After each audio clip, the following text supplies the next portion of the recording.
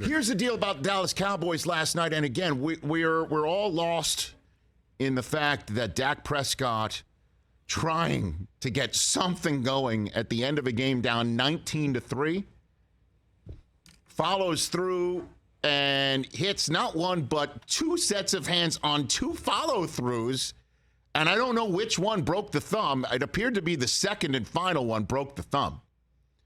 But you could see he was gamely trying to stay in there, and he comes running out, and Cooper Rush comes running back in. And you do not want to see, when you're in Dallas as a Cowboy fan, you do not want to see the dude in the white cowboy hat come out because he is the head doctor there. And that's when the white hat is not your friend in Dallas.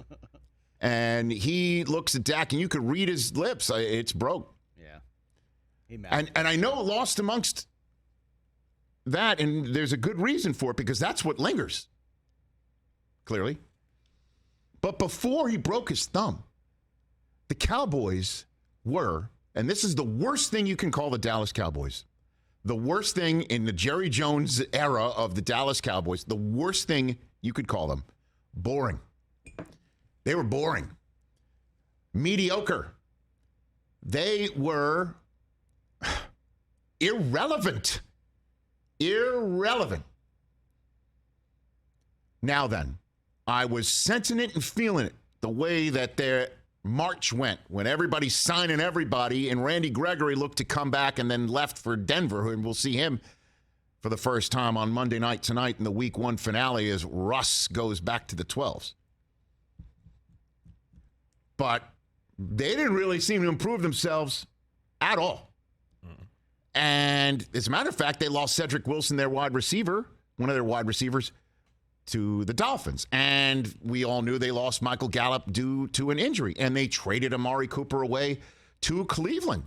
And I'm like, okay, who's going to catch the ball for Dak? What are we doing here?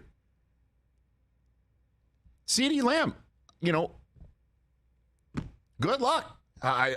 I'm pleased to see that 88 commercial he did with Dez and Irv and Drew Pearson, because I think that's the most we're going to see of him this year. How many times did Dak throw into triple coverage and the Bucs are like, go ahead, throw there? There's Noah Brown. There's Dalton Schultz. We're not afraid of that. Zeke, what did he do? Pollard, he's supposed to be the spark. He's supposed to be less than boring. They were boring before Dak got hurt. Now Dak's hurt. You could just see it on Jerry Jones's face. This is what Jerry had to say last night after that dreadful season-altering season-opening loss to Tampa. You mentioned optimism heading into this season. You said 1 + 1 = 3. Do you still feel like 1 + 1 = 3? Well, we got a minus going right now, don't we? Real big. So the pluses, but that's this game. This is, of course, just a start, but a hard way to start, a very disappointing start. There's nobody in that locker room that expects us or expected us to play like we played tonight. Certainly that will be addressed and worked on and be ready to go, and then we'll have to address the fact that we'll be going forward here without Dak.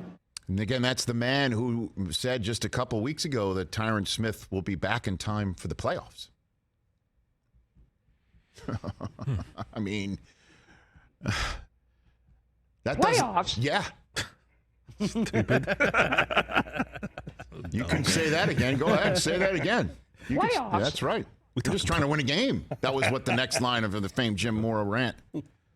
We're just trying to win a game. We're talking playoffs. No, we're talking or what?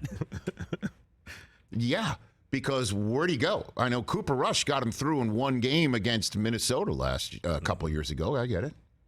Talking playoffs or what? Was that last year even? They all mosh pit together right now. I'm going to take the or what on that one, guys. This is now 6-8. This is now 6-8. And the offensive line's banged up, and the run game and the passing game does not appear to be ready to pick up any slack for Cooper Rush. Rush week is turning into rush months for Dallas.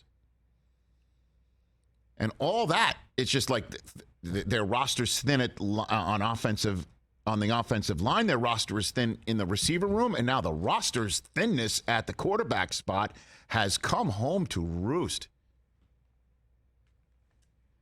Because they were boring before. Even if Dak's thumb was intact coming out of that game, we still have major concerns about this team. Major concerns about this team. Certainly with the Eagles looking like they've got points of Palooza with A.J. Brown and Jalen Hurts hooking up. And then even Carson Wentz turned into the Wentz turnover machine for a split 5 minutes against the Jaguars, but then found Terry McLaurin up top. Four tutties for Carson. And then you got the Giants, the G-Men. They're back. Saquon, I told you. You got Brian Daboll handing it off to Saquon, taking off, and then Sterling Shepard scores his first time for the first time in 2 years. And then they tie the game, or have an opportunity to tie the game late. They score and go for two. Day ball or day balls? That was I got a tweet. Somebody said, can we start the hashtag of day balls? I'm in. That guy's fun. Because he put him on the table in Tennessee and said, guess what? Pat Shurmur's not walking through that door. I'm serious. Guess what? Guess what? Ben McAdoo's not walking through that door. Brian and his day balls have walked through that door. And the Cowboys go out and lay an egg on national television.